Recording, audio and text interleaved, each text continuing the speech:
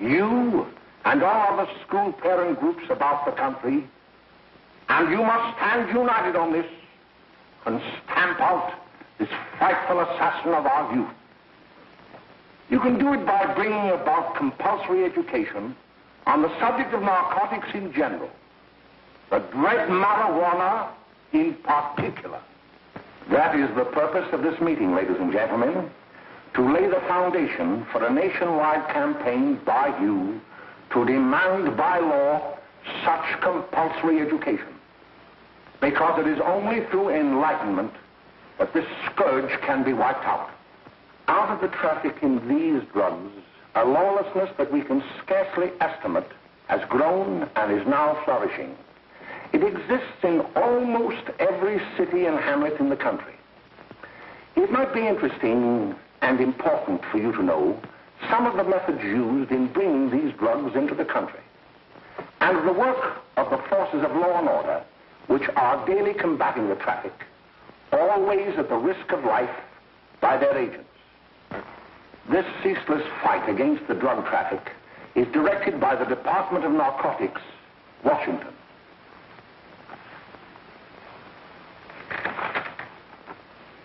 I've received a letter of vital importance from a member of the Narcotics Bureau. I'm going to read this letter to you. My dear Dr. Carroll, the suppression of the use of marijuana and of the forces lurking behind it are the most important jobs this department is now engaged in. At the outset of this letter, there is one vital fact I would like to submit. There is a powerful agency. I speak of the school parent associations of this country, which can be invaluable in stamping out this scourge. Their help, their eternal vigilance, could be the deciding factor in our fight against it. The weed marijuana is grown in every state in the Union. Recently, in the city of Brooklyn, New York, a field of marijuana was found behind a tenement court. The weed was here being cultivated, regularly stripped and dried and sold in schools and at government army posts in and around New York. The dried leaves and berries are ground up and made into cigarettes by a simple hand machine. The deadly narcotic is thus quickly and easily prepared for its market.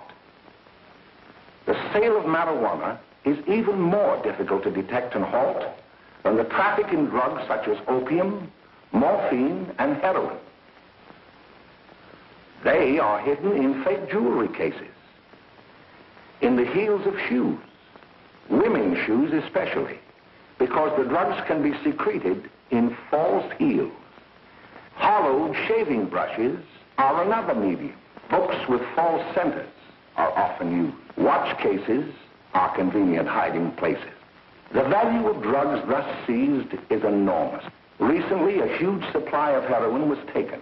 It was concealed in an apparently harmless shipment of 35 barrels of olive oil. The deadly drug was burned in the incinerator of the Bureau of Engraving and Printing. And more vicious, more deadly, even than these soul-destroying drugs, is the menace of marijuana. No doubt many of you do not believe that these things do happen, that they cannot happen to you. You may also believe that the facts have been exaggerated. Let me tell you of something that happened right here in our own city. You probably read about it in the papers. However, I'll give you the real facts behind the case. There was an apartment near one of our high schools. It was run by a woman known as May Coleman.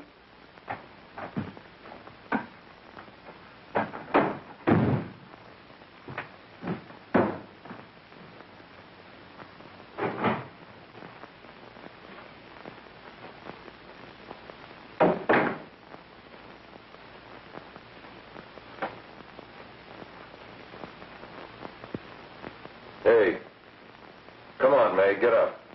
What time is it? Time to get up and give this place a going over. Looks like the Marines had landed. Oh, that bunch last night was high enough to take over the Marines and the Navy. You better get on the job. Some of the kids may be up this afternoon. Oh, Jack, we can get along without dragging those young kids up here. Oh, why don't you button up your lip? You're always squawking about something. You got more static than the radio.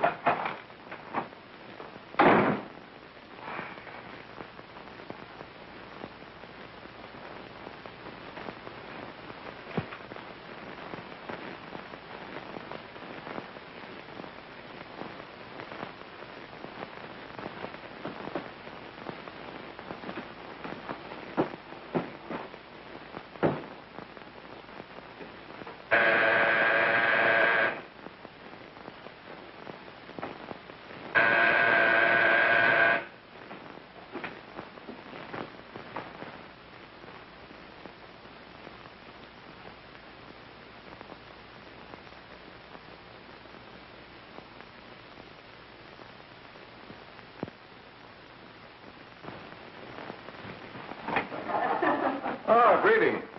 Well, hello, fella. How are you? Fine, how are you? Come here. Come here. Yeah. All right, glad to see you. Is May in? She'll be right in. Just sit down and make yourself comfortable. Hey, what kind of a joint is this, Eddie? Oh, it's all right, Gwen.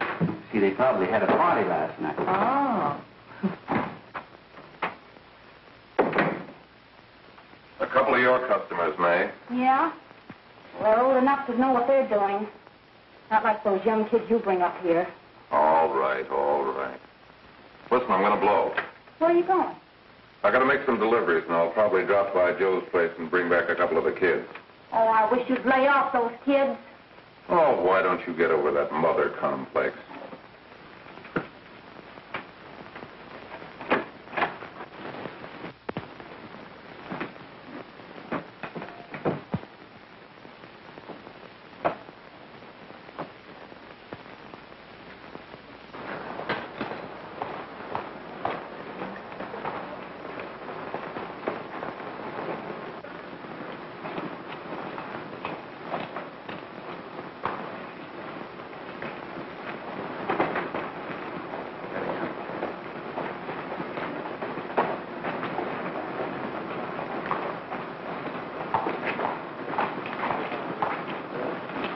Oh, by the way, Ralph, I'm sort of getting a little party Saturday afternoon over at my grandmother's. You know, the place with the swimming pool? Like to come? Thanks, Eddie. Maybe I will. I'd sure like to have you. Okay, I'll probably drop over. So long, Ralph. See you later. Hey, Ralph. Hi, kid. Fine, Jack, and you? Oh, great. Where you headed? Oh. Hey, how do you like that?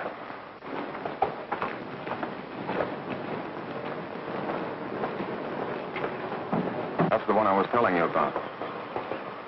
Very nice. I don't know why you want to make such a fuss over that Ralph Wally. Oh, he's a swell swimmer. He made the freshman team that year he went to college. Yeah, and that lets him out. My dad knows his family. None of them are any good. Father and mother just got a divorce from Paris. Yeah? You know, Ralph runs around pretty much on his own. He's been in a couple of jams. Well, I only kind of say hello to him. I don't go around with him. Well, you better not. He's a little too old for it. That's what my dad said. Hello, Mary. How are you, Bill? How are you, Ralph? Oh, hello, Ralph. You know my brother Jimmy, don't you? How are you? Well, I'd like you to meet a friend of mine, Jack Perry. Mary, Bill. no. How do you do? Glad to know you. We're going over to Joe's place. Why don't you come along? We have a date to play a set of doubles. Oh, you can play anytime. Come on, we'll have some laughs. Oh, we can't today, Ralph. Some other time. Can I go along with you? Sure. Hey, I'll see you at dinner, sis. Don't be late, Jimmy.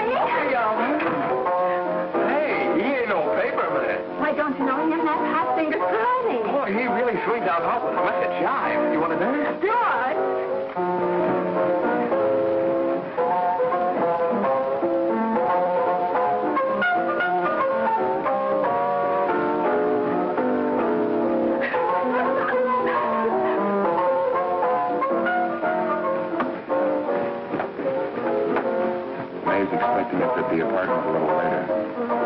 Any new prospects? Maybe.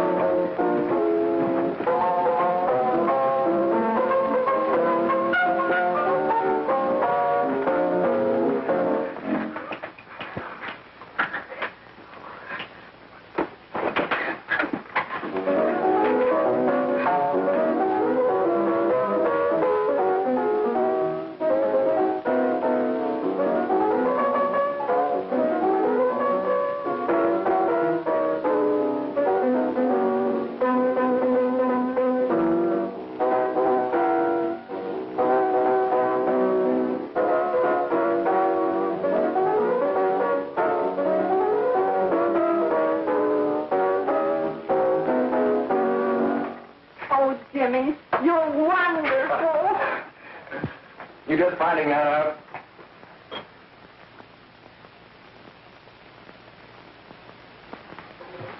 Why can't we go now? Good.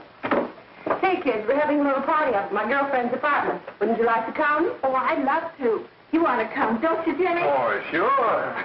Any place with you. Well, come along. We can all go in my car.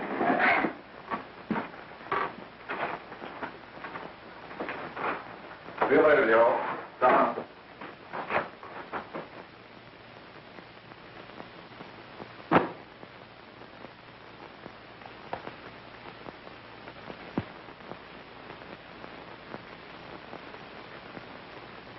It's sweet of you to help me, Bill. Well, I'll try anything except domestic science. Why, Bill, don't you want to learn something about running your own home?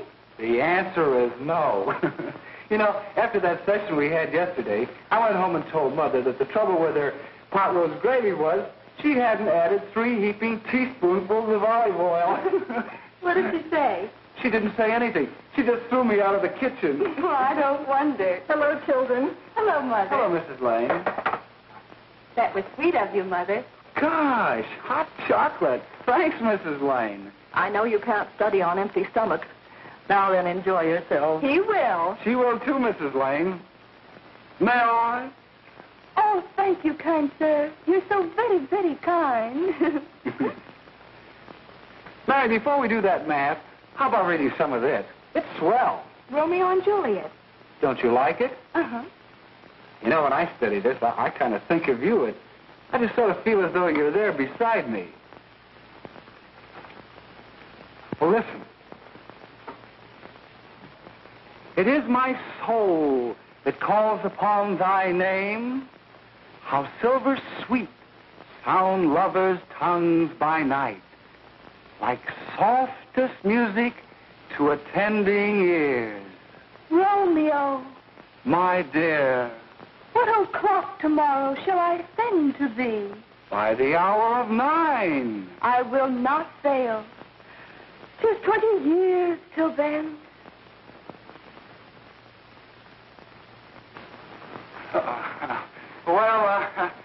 I'll see you tonight, Mary.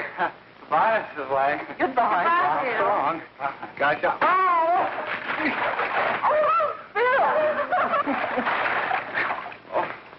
I'll get them all right. Well, bye. Bye. Hey, Jay! Oh, Julie. Well, hey. Hey, Dad, you got anything for me? Well, there should be. Don't bother your father every night. Have you? There you are. What made you so late, Bill? I was getting worried. Well, I had to study, Ma. He was not. I saw him out walking with his girl. Bill's got a girl. Got a girl. Ma, make him cut it out. Junior, Well, Bill has got a girl. quiet. And put that candy away till after dinner. Henry, you shouldn't have given it to him. Well, he has got a girlfriend, and her name is Mary. Yeah, I'll shut you up. Bill, Junior, put that carriage on. Junior. Oh, that's a phenomenon. They're all right there, young. There's little Ann. There's little Ann. I didn't mean to Bill honest, I didn't. Oh, well, what I'm burned up about is that you didn't say Bill had a swell girl. Gee, it must be love. She'd have to be swell for you to like her. Uh-huh. Sounds like you want something. Come on, what is it? Well, it's my model airplane. It won't work. Gosh, Bill, you could fix it. You can fix anything. Okay, I'll fix it. Dad, read me 26, will you? Yeah, here we are. You see? Oh, hello, Jimmy. Mary told me to wait and tell her she had to go home. Her mother wanted her to go to the dressmaker with her. Oh, thanks, Jimmy.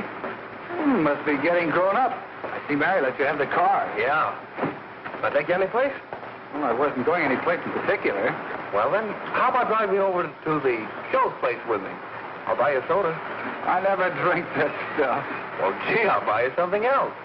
Okay, you're on the hook for one root beer. Well.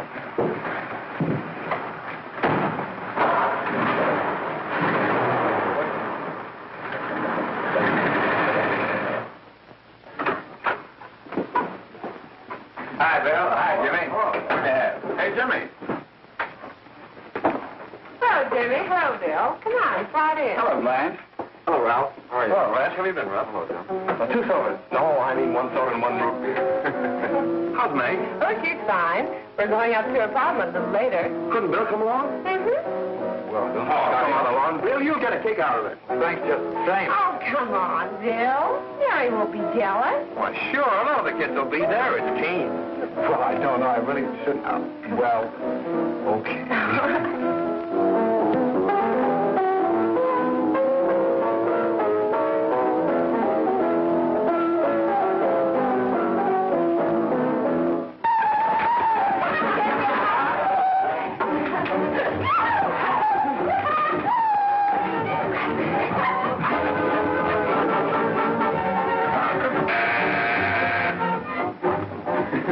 Hi, kid. Hello, Jack. What do you say? Oh, here. Yeah, come on in.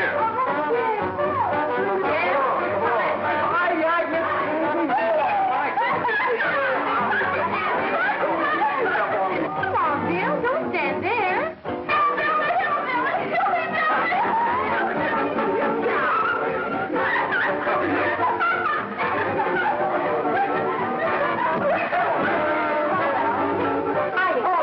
May, this is Bill Harper. He's okay. Hello. Well, if you say so, it's all right with me. I'll be back in a minute. Hi, kids. How you doing?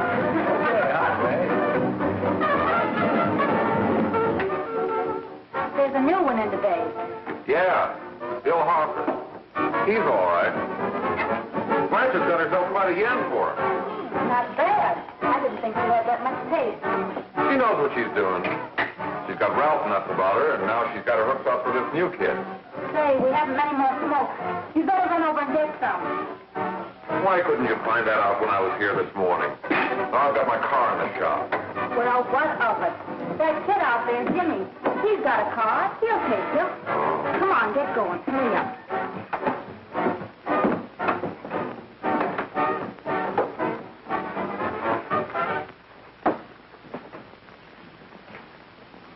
Hey, Jimmy. Yeah? I've got to run over to Cedar Avenue for a minute. You've got a car, haven't you? Why, yeah, my sister. Mind giving me a lift? Why, sure. Come on. Okay.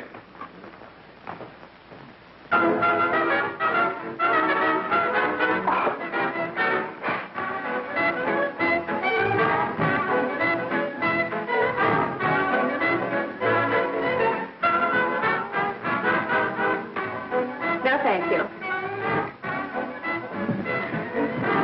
Well, here we are. Oh, thanks.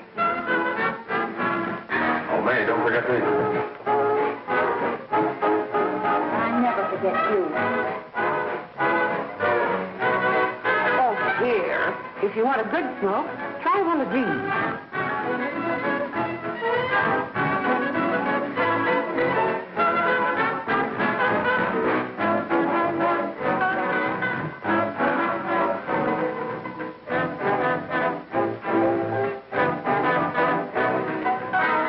I thought you were a flirt.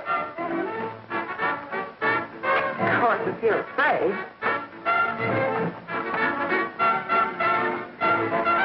That's better. That's more like this. I know you like that. Really, you will. Now just take a puff of that.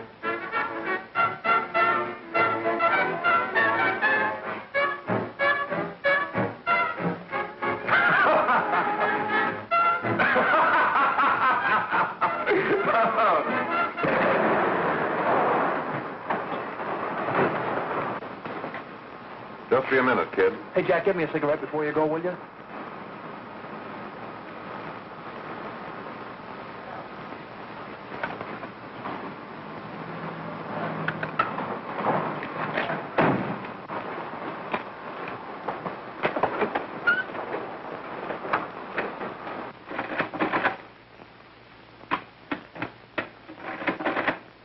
Hello, Jack. Hi, boss. How's business? Getting better every day. Those kids sure go for it. Swell. Had to run over for a couple more cartons. Ran short today. All right. Yanni, that's 10 gross for Jack Perry. Who? Pete Daly. All right, send him in. It's all right, stay where you are.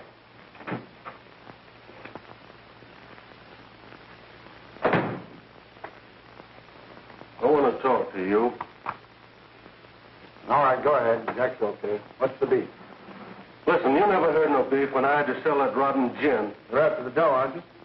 Yeah, but I don't need dough that bad. Taking two-bit pieces from kids. There are millions of two-bit pieces just begging to be taken. Don't be a dope. I'm just dope enough to draw the line selling up to kids. All right, Pete. You know what my policy has always been. If the boys are not satisfied, I'm always glad to have them retire. Retire permanently. So long.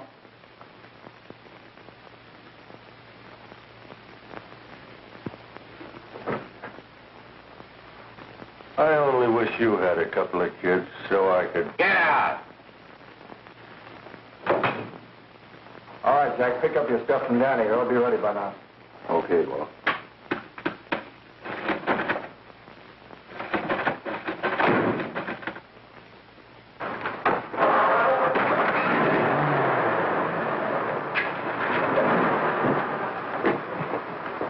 Let's go, Jack. I'm red hot.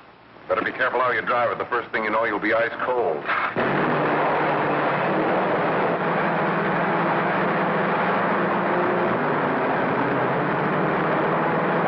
Take it easy, kid.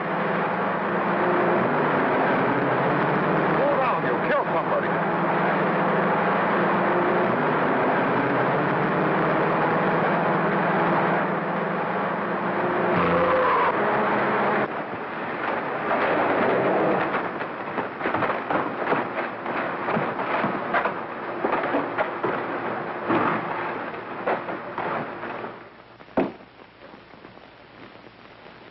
Yeah, you're not eating your breakfast again. Bill Hartford hasn't been around lately. Anything wrong between you two? Why should there be anything wrong? There shouldn't be, I'm sure. And whatever it is isn't serious, I know. I'm sorry, Mother, for snapping at you like that. Don't worry about it, dear. Why don't you speak frankly to Bill? He'll be honest whatever the trouble is. I'm sure Bill Hartford never lied about anything. Yes, that's right. Bill's mother says he never lies. There, you see? You think it'd be all right if I speak to him about it? Why, of course. Oh, Jimmy. Oh, Sit down, darling, and I'll have your breakfast for you in a moment.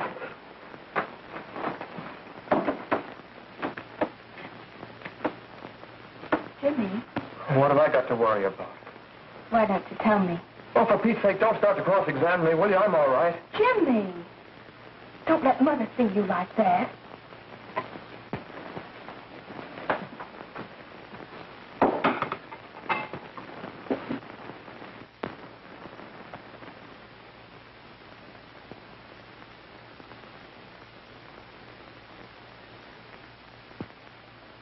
There is no doubt that there is an organized gang distributing the narcotic to students, not only in my school, but all over the city. You government men have got to find some way to put an end to it. Of course, I agree with you, Dr. Carroll. But do you realize that marijuana is not like other forms of dope? You see, it grows wild in almost every state in the Union. Therefore, there is practically no interstate commerce in the drug. As a result, the government's hands are tied. And frankly, the only sure cure is a widespread campaign in education. Oh, it's all right to talk about education, Mr. Wyatt. But we educators can't do anything until the public is sufficiently aroused. Let me show you something. In 1930, the records on marijuana in the Washington office of the Narcotics Division scarcely filled a small folder like this. Today, they fill cabinets.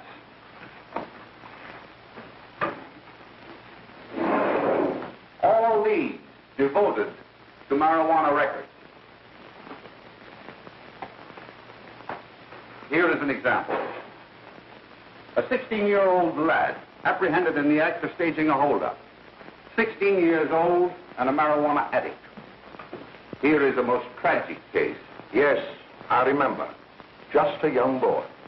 Under the influence of the drug, he killed his entire family with an axe. Then there is the most vicious type of case.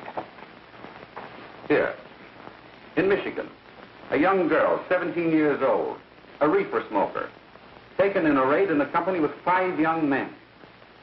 Here is a particularly flagrant case. Yes, I remember. The newspapers made quite a play of it. In West Virginia, wasn't it? Yes. And there are hundreds of them coming up, new ones every day. I'd like to take these records, if I may. I feel they would be of invaluable assistance to me in combating the evil in my school. You're very welcome, Dr. Carroll. Thank you. Sit down, Bill.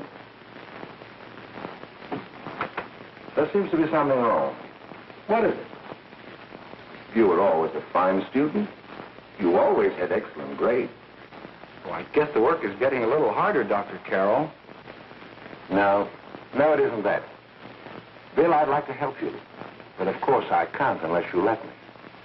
You're undermining your health. Well, there's nothing, Dr. Carroll. Really, there isn't. I'll study harder, honest. Honest? If you were being honest with me and honest with yourself, I'm afraid you'd tell me an entirely different story. Bill, I'm going to ask you a straightforward question. And I'd like to have a straightforward answer. Yes, sir. Isn't it true that you have, perhaps unwillingly, acquired a certain harmful habit through association with certain undesirable people? Well? Oh, no, sir, I haven't, Dr. Carroll. Well, that is, you see, I'm worried about something at home. All right, my boy. We'll just have to let it go at that. But remember, if you ever want to confide in me, no one will ever be the wiser. Well, thank you, Dr. Carroll.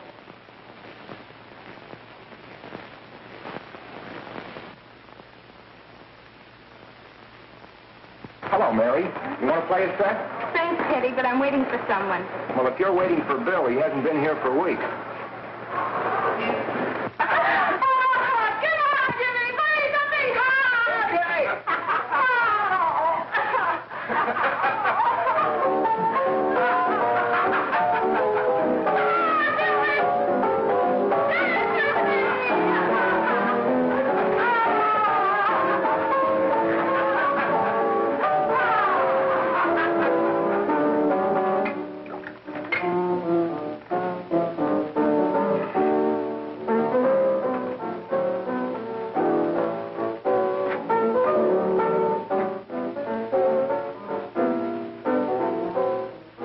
Take that new kid long to catch on. Don't take any of them long.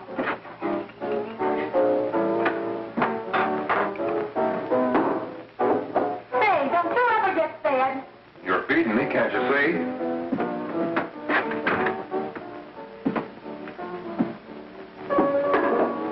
Give me that and a fork, will you? Get it yourself.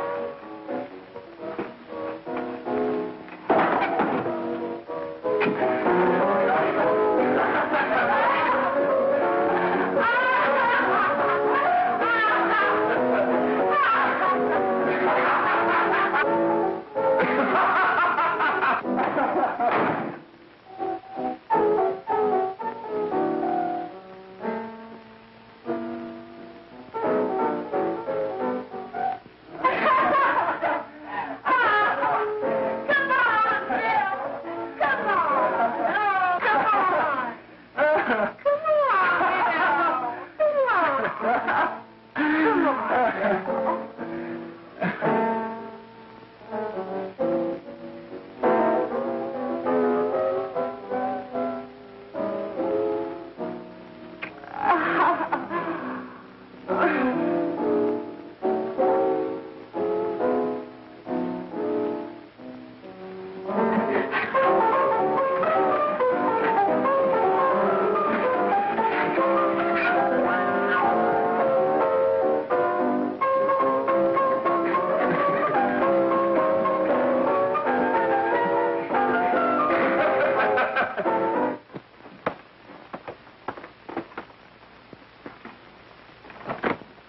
Morning, Miss. We're from the police department.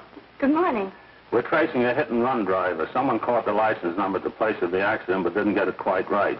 So we're checking all numbers like it, and yours is one of them. Well, I'll try to help you. You remember what you did on the 29th of last month? Oh, that was the day before Mother's birthday.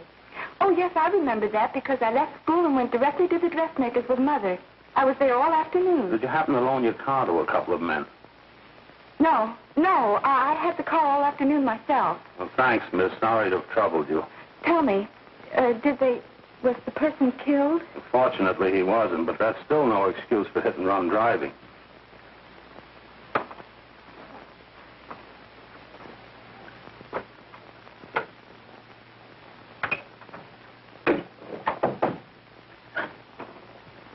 Has Jimmy Lane been here today?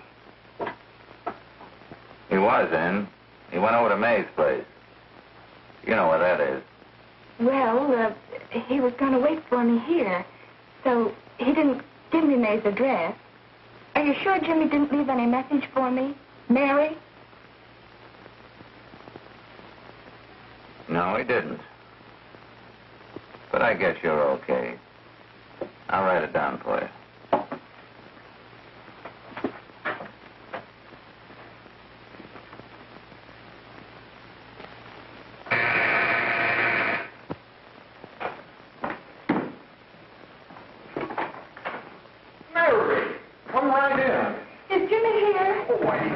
Somewhere. I think he went out to take Agnes home, but he'll be right back. Come in and sit down, Mary. And let me take your coat. Who's the new kid just came in?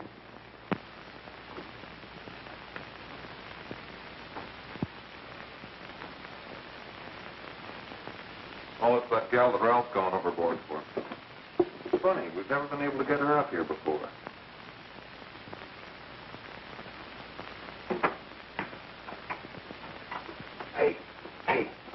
Scram, will you?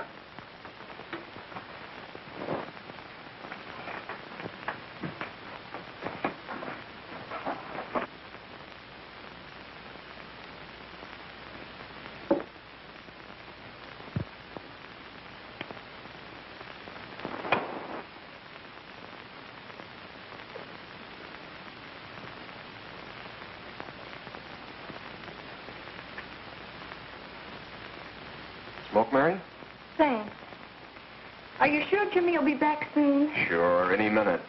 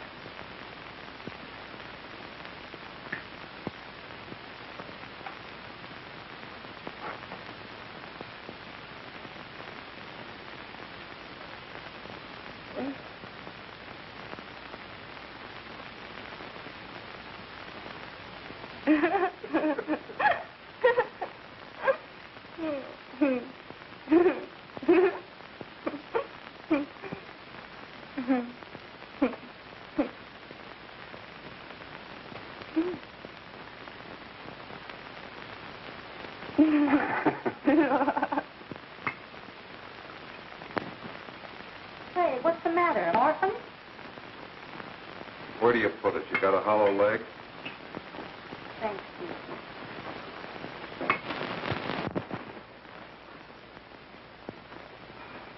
How do you feel, Mary? Oh, Mary, give me a... Mary. No, don't. Please, no. Oh, Mary. Leave me alone. Leave me alone. Go away. Mary, get out. Go away.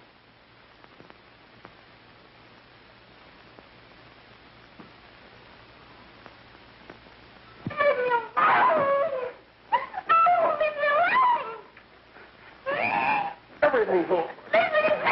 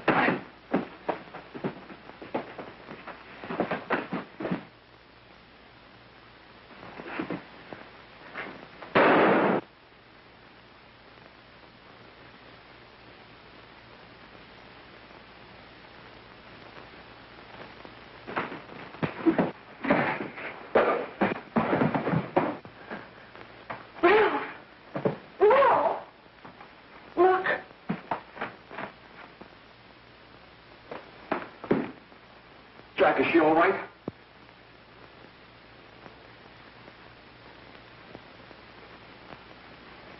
She's dead. May, get me some water. Now listen, you two. I want you to get out of here. Get out of here and forget you're ever in here today. I'll handle this, and I'll get going.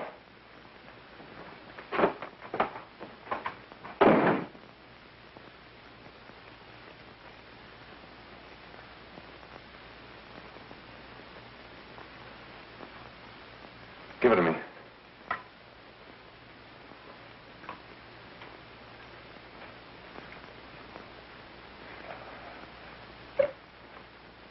Here.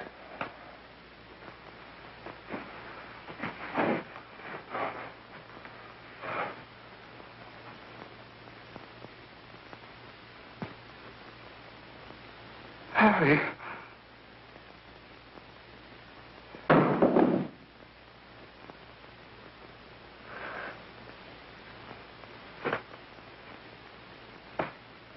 Mary.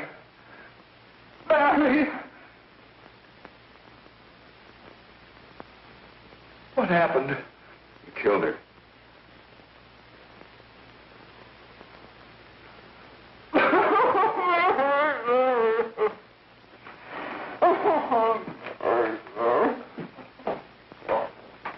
Look. After I scram, you call the cops. And this is your story. Remember it. These two kids came up here for a couple of beers. You were out in the kitchen, you heard the shot. When you got in here, that's what you found. Just stick to that story. Mary! Mary, speak to me. Mary!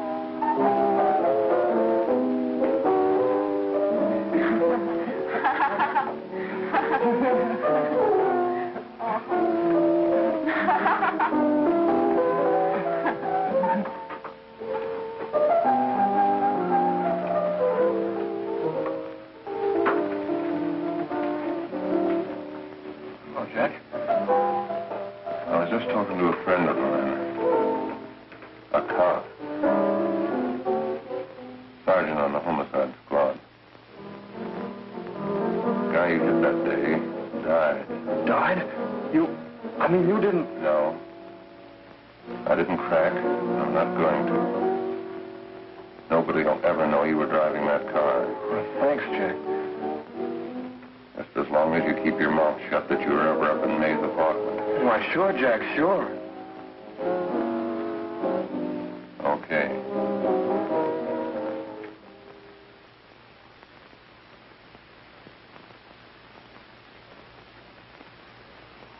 Your Honor, I'd like to recall Dr. Alfred Carroll to the stand. Call Dr. Alfred Carroll to the stand.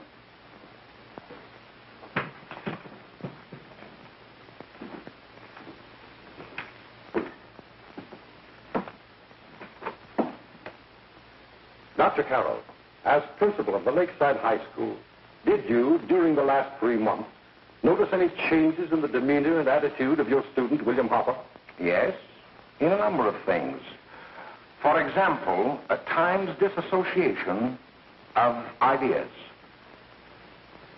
In another instance, I happened to attend the recent interscholastic tennis matches.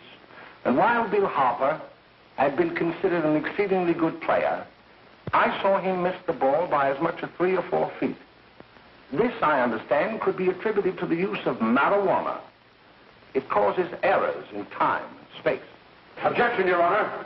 The witness has been qualified to express opinions upon the effect of narcotics. Sustained. Dr. Carroll has been called merely as a character witness. Well, then, although you didn't know to your own knowledge that the defendant was using marijuana, did you notice any changes that would lead you to believe, as an educator, that he was under some severe mental strain, which might possibly have been induced by some drug? Yes, I recall distinctly a few weeks ago. It was during a class of English literature. There was a serious discussion of Shakespeare's Romeo and Juliet when he suddenly burst into an uncontrollable fit of hysterical laughter. Oh, by the way, Dr. Carroll, 6 months ago, what would have been your opinion regarding the character of my client? He was a fine, upstanding American boy, a good scholar, a good athlete, and representative of the caliber of young men we are proud to graduate from our school.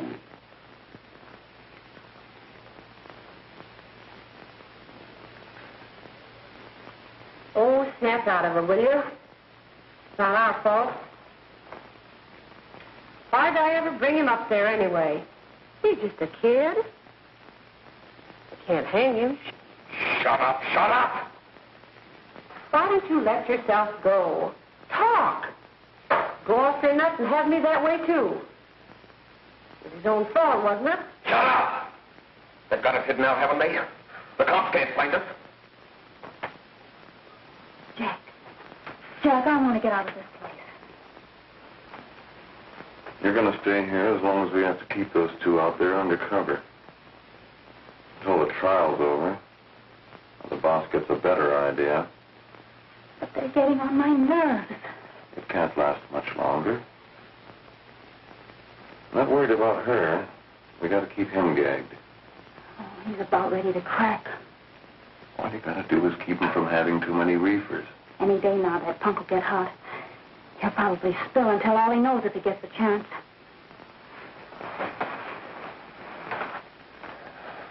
I don't think he'll get it. I'll see you later. Where are you going? I'm going to see the boss.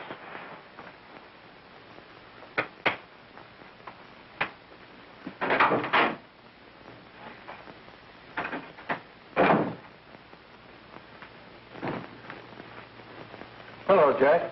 Hello, boss.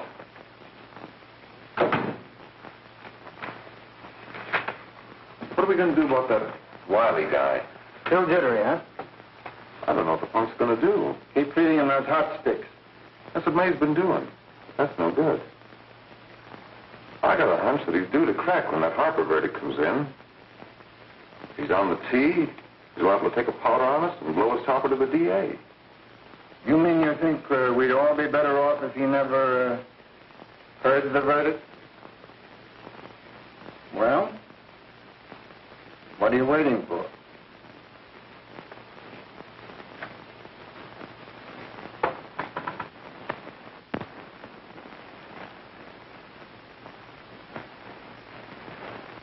You, ladies ladies and gentlemen of the jury, have a duty to perform. A duty to yourselves and to our community. Mary Lane is dead. The evidence you've heard at this trial could not have failed to convince you of the guilt of the defendant. By his own admission, he pressed the trigger of the weapon that sent lovely and innocent Mary Lane to a tragic and untimely death.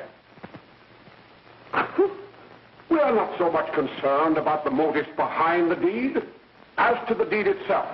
While the defendant has told you that he saw someone attacking Mary Lane and that his mind went blank from that moment on, the defense has been unable to produce one witness to substantiate that statement. Now, ladies and gentlemen of the jury, you've heard able men testify at this trial, men who have tried to bring out the fact that the defendant might have become momentarily insane when he fired the shot that killed Mary Lane. But the defense has been unable to prove that he was insane. William Harper was sane when he visited the apartment where the tragedy occurred. He was in the habit of visiting the place. He was sane when he went into a bedroom with another young woman. You've all heard what went on in that room. You heard it from the defendant's own lips. Involved as he was in a tawdry love affair, Mary Lane was in the way. She had found him out. In a moment of anger, he deliberately and willfully killed her. If such deeds are permitted to go unpunished, this community would cease to be a decent and safe place for us or our children to live. I do not believe I have to plead or even demand that you bring in a verdict to punish the defendant for the crime that he has committed against society. You are upright citizens. That is why you were chosen to judge another. And as honest, upright citizens, there is only one verdict which you can find, and that is a verdict of guilty. And this court will be adjourned until the jury's verdict is reached.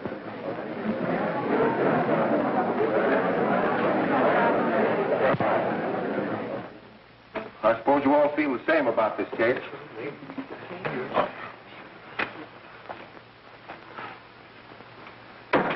But he might have been insane when he did it. No, he wasn't. He knew what he was doing.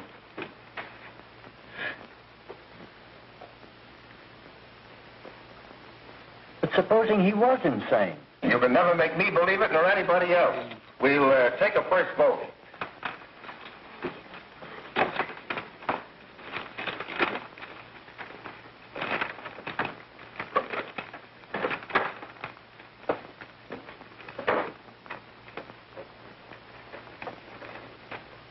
For conviction, 1 for acquittal.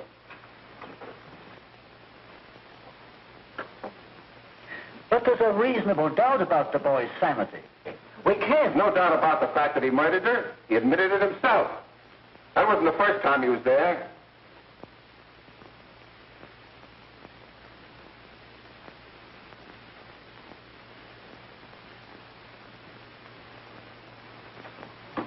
We gotta make an example before boys like that contaminate all of our children. We can't have every murderer hiding behind the gag that he's insane. Sure, they see red before they kill somebody. But whose fault is it?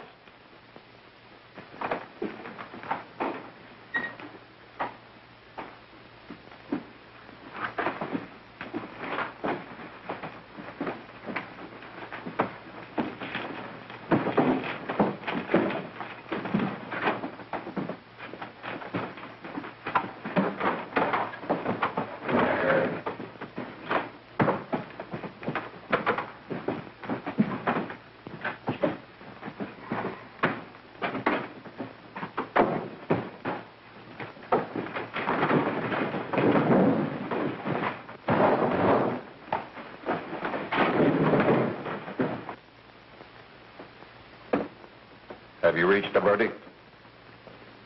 We have. The defendant will rise. What is your verdict? We find the defendant guilty, discharged.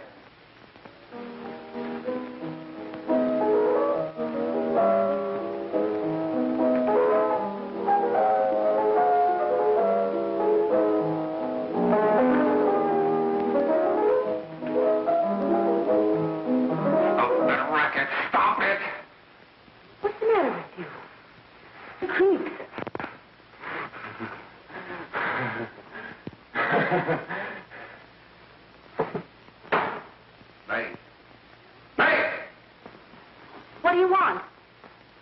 Bring me some reefers.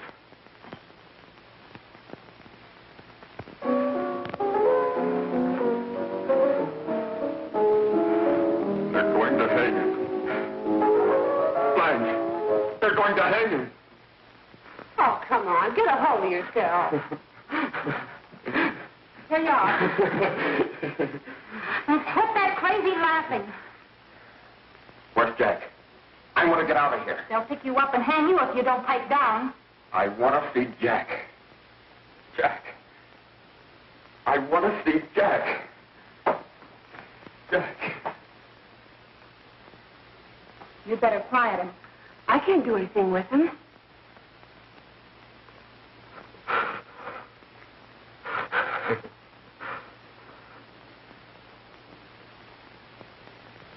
I've got to see Jack. We can't let that kid hang.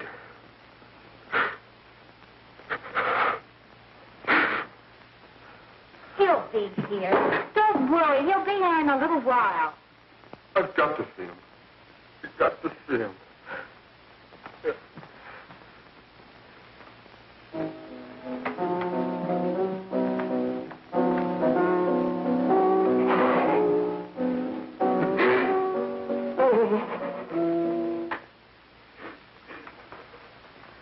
Come on, darling. Everything will be over soon. You want me to play something for you? Yeah. Yeah, that's it. Play something. All right. Come on. Sit down.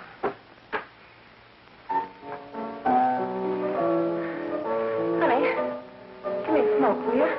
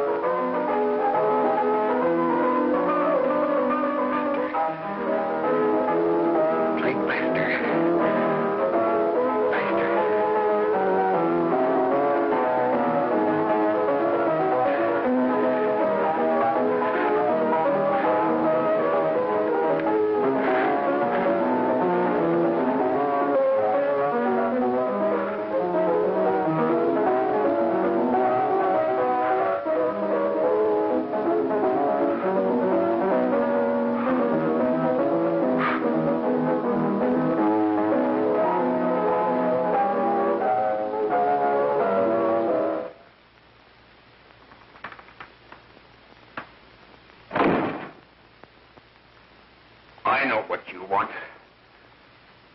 You want to kill me. You're crazy. Take it easy, kid. I just want to talk to you.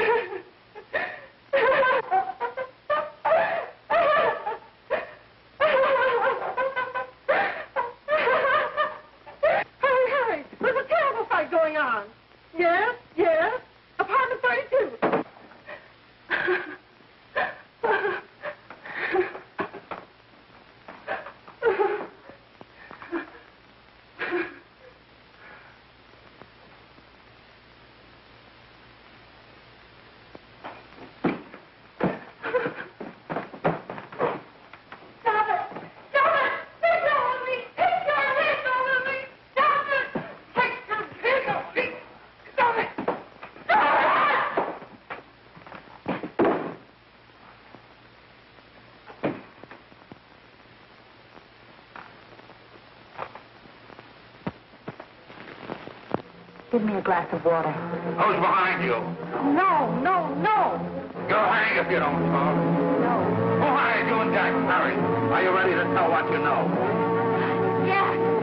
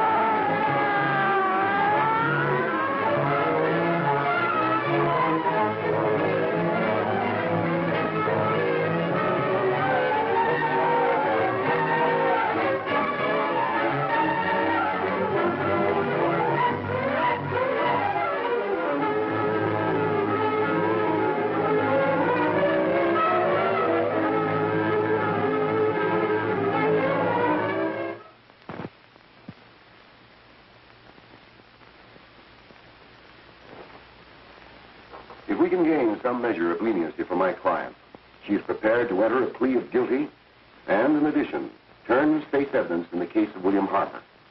I regret that this court is not prepared to bargain with justice. I'll tell anyway. I was there. I saw it. I know who killed Mary. And I'll tell you who killed Mary Lane. It wasn't Bill. It was Jack.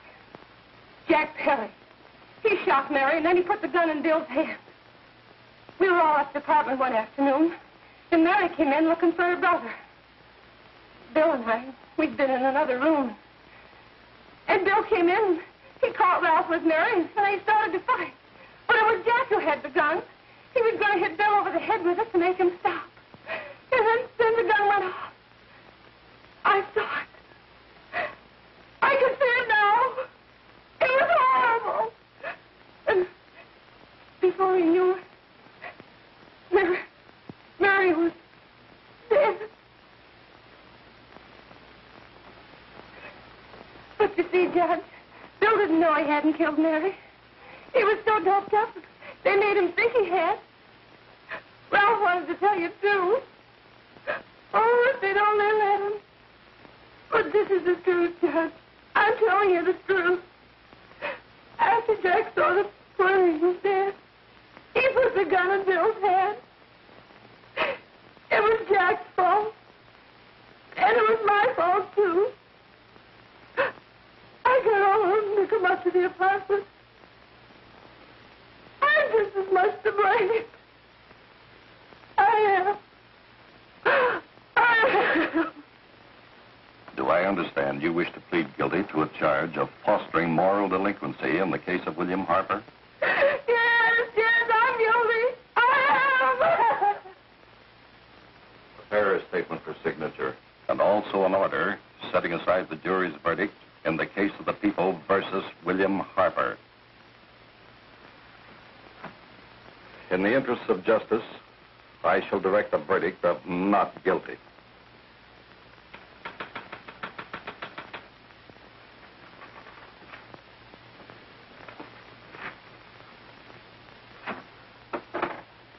Sign here, please.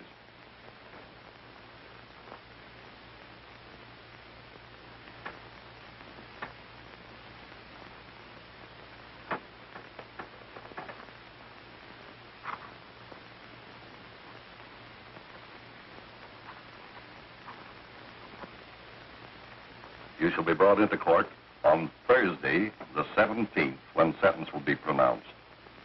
Meanwhile, you will be held as a material witness in the case of the people versus Ralph Wiley.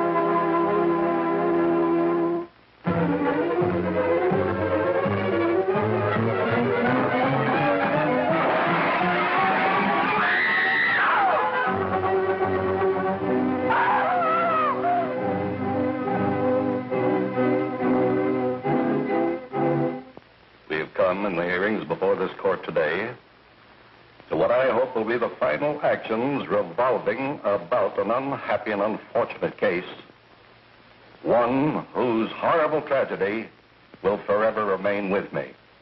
I am happy to have been enabled, before it was too late, to order the verdict of the jury in the case of the people versus William Harper to be set aside. But, young man, although this court is convinced that to declare you guilty would have been a gross miscarriage of justice, we cannot condone your acts. And we can express only the hope that your experiences may not alone keep you, but thousands of others from the vicious pitfalls of marijuana. Thus, I am ordering you to remain in this court during the next case, so that you will be obliged to witness what you yourself so narrowly escaped. Call the case of the people versus Ralph Wiley.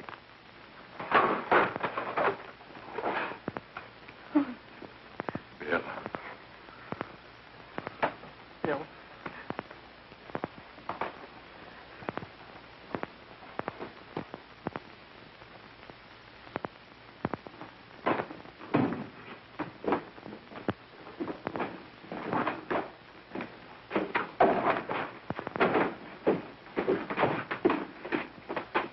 Your Honor, in this case, the state waives trial of the defendant, Ralph Wiley. It is convinced that he is hopelessly and incurably insane, a condition caused by the drug marijuana to which he was addicted. It is recommended, Your Honor, that the defendant be placed in an institution for the criminally insane for the rest of his natural life. Defendant counsel joins the state in this request. Since counsel for the defense, as well as counsel for the state, seem to agree on this, I see no reason why the request should not be granted. Yes, that happened right here, to your neighbors. It is not too much to say that in your hands lies the possibility of averting other tragedies like it. We must work untiringly so that our children are obliged to learn the truth, because it is only through knowledge that we can safely protect them. Failing this, the next tragedy may be that of your daughter, or your son, or yours, or yours, or yours.